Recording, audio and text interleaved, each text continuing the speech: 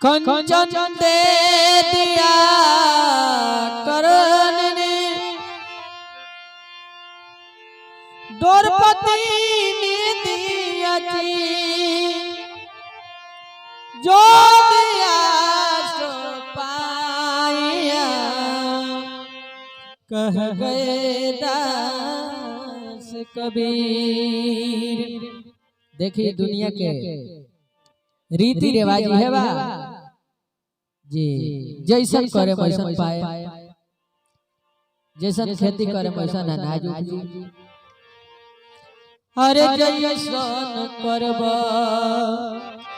अरे कर्म कमाई जैसन करब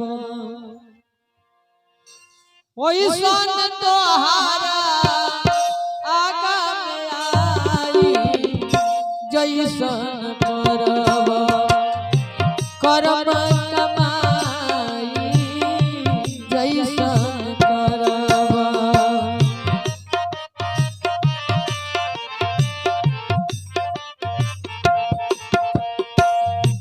वैसन तोहारा आगा में आई जैसन करब कर्म कमाई जैसन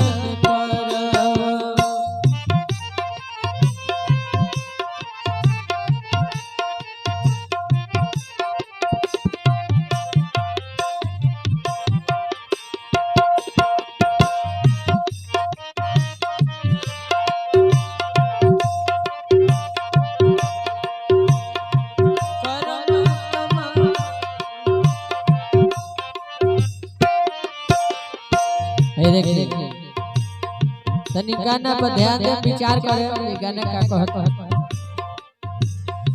एको देव सबको पैबा ठोकर मरल ठोकर खैबा।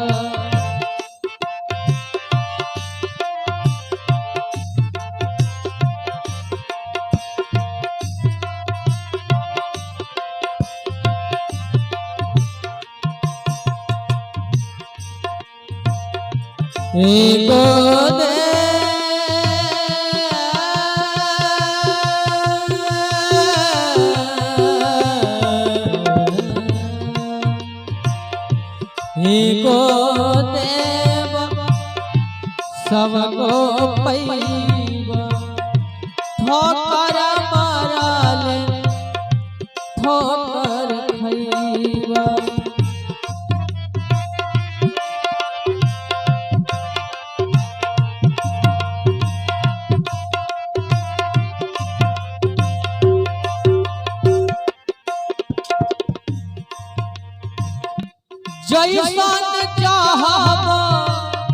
जैसन चाहब वैसन कमा लेब। ये धरती पर आके जे त चाहब त कमा सकत रह। जैसन चाहब करिला कमाई वैसन तोहारा आगा में आई वैसन तोहारा।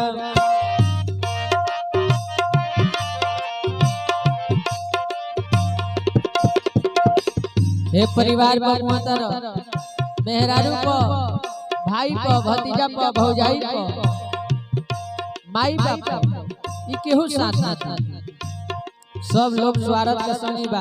आज निमन से पैसा हम कमाते हैं तो सबे पूछता काल अगर पैसा कमाई हम छोड़ दी तो केहू ना पूछी। कुल परिवार स्वार्थ के संग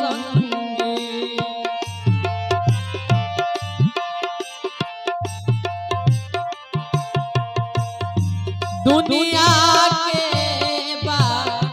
चाल दुरंगी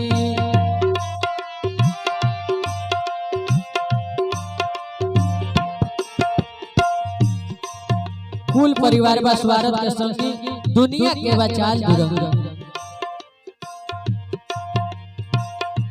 जैसन करब बात सफाई वैसन तोहारा आगा में आई जैसन करब कर्म कमाई जैसन करब।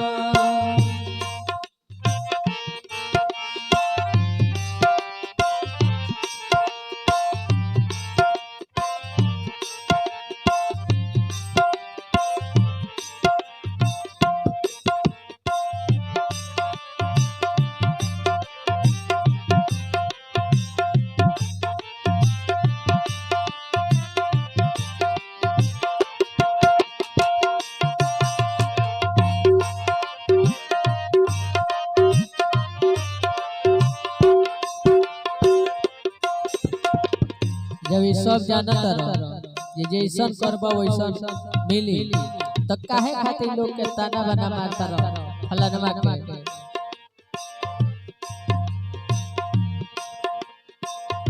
झूठे मूठ के ताना बना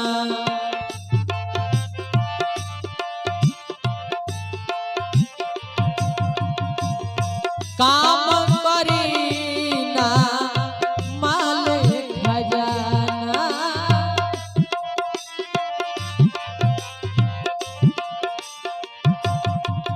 झूठे मूठ के ताना बाना काम करी ना माल खाया कुछ ना कामे आई सारा धन संपत्ति यही रह जाए।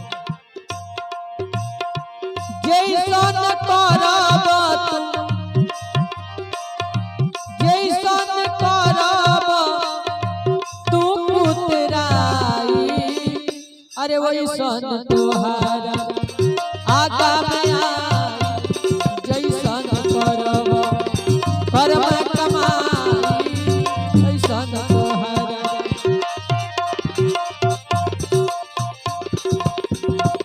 जैसन करब कर्म कमाई जैसन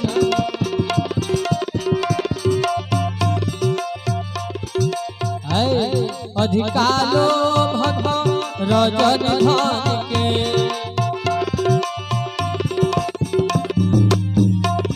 मान है मन बात किरण के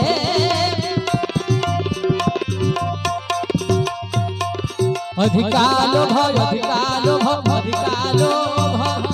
और रजन धन के मान है बात मन किरण के